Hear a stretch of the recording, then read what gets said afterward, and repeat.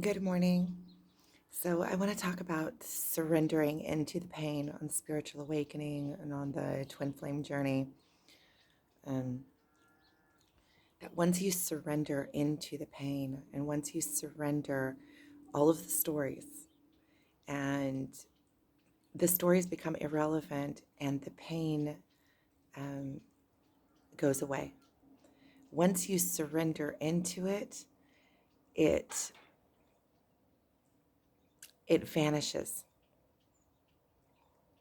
As long as you are in pain, as long as you are in pain, it means that you're pushing against acceptance of whatever is. It means you're fighting against. It means that you are not accepting whatever has come into reality. So you are still trying to control outcomes or still have expectations on the way that things need to be. Otherwise, there wouldn't be pain in it. It wouldn't be different than what you think it should be. When you actually surrender into it, and I know this is the most difficult thing to do, right? So, how do you surrender, right? Um, but first, I want to close off this point. So, so that you can understand the concept of it, the idea of it. Afterwards, the surrendering, when you are surrendering, then you can understand. So, as long as you are crying, it is holding yourself apart from an absolute truth. It is holding yourself apart from what is. It's holding yourself, it's still fighting against whatever is. Now, there is purpose in it, right? In order for us to go through the pain, there's many different ways to get to the same outcome. Um, and many of us have different routes. So let's say you can just move into the light and be in complete acceptance and not have to go through the pain if that is something that you connect to and you can do. But I know that many of us must go through the pain in order to burn whatever it is out, the expectation, the yearning, the fighting against the fighting against what is according to whatever blueprint we have in our mind of how we expect or want things to be, or how we were brought up, the belief system, the way that we think that things should play out, or um, it's really the ego wanting things for itself. Um, Give me a second. The train, the connection was broken. So give me a second. So all of the stories, which all of the expectations sit within these stories. All of the stories are of the uh, ego realm, the 3D realm, are part of this physical existence. The way the expectations, they are relevant to the linear time line. They are connected to the ego. So all of the stories are what is giving us the pain, which the pain is also belongs to the ego, because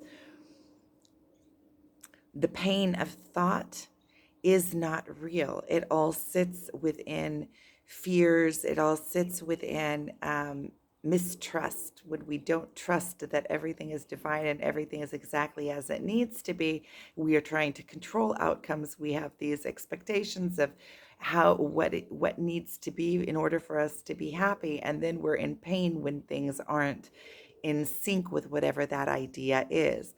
Rather, when we are able to come above the stories, right? Stories belong to the 3D world. When you go into the realm of energy, the realm of God, the realm, the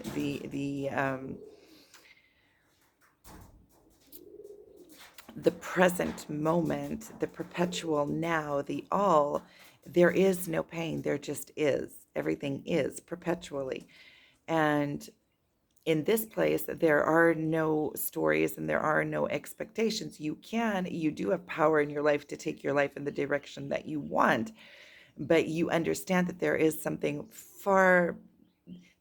divine that you are of, that you were made of, that you continue to be of, that you will go back to, that is leading the way. And wherever you are is where you need to be.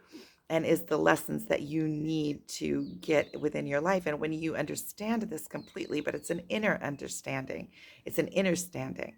Um, when you understand this completely, you allow the universe to unfold the story for you, unfold your highest timeline for you, where you need to be. When you're holding on something that isn't going the way that you want it to go or isn't fluid, then you're holding something that it doesn't come into exact sync with your being, with your vibration. So you're trying to force something that isn't coming to being. Either it isn't the right time, or it just isn't yours. And in that, trying to force something to align with you that is not aligning with you, there is a lot of pain. And not only is there a lot of pain, you're also stopping what is in sync with you and to you from coming into your life. So you are mistrusting the divine, that the divine knows the way, which you are of the divine, right? Because if you let go of these things that aren't in sync with you, first of all, the pain will stop. Once you surrender and you allow and you come into full acceptance, the pain ceases because you're not pushing against what is, you're accepting it, and then you become curious. Like, okay, so what's going to open up for me now? What's going to open up for me now? And life becomes that much more interesting.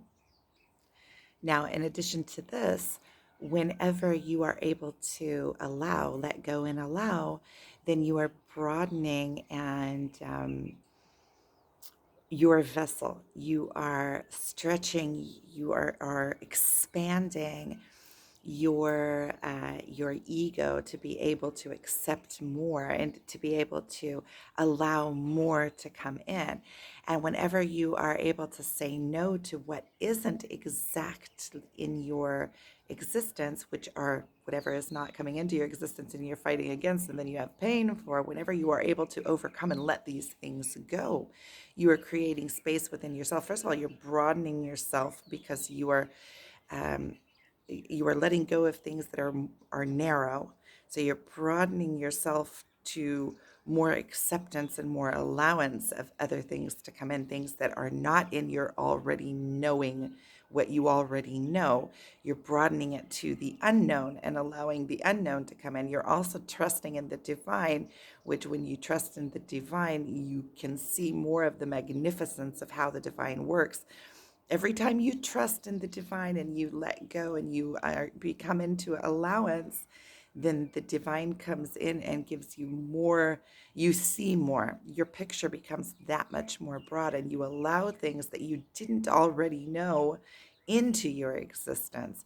And you are also broadening your vessel. You're saying no to things that are not, that are almost there, that answer on a whole bunch of your needs, right? Because if we are grasping at things, it's because they're answering needs that we have within us. We want those things, and the letting go of them hurts because they are giving us some kind of satisfaction in places that we want, or places that we need that love. Or so when you let go of things that are almost, you, first of all, you are expanding yourself. You are also strengthening yourself. The strength that it takes to say no to something that does answer many of your needs, but isn't perfect, in a perfect alignment with you.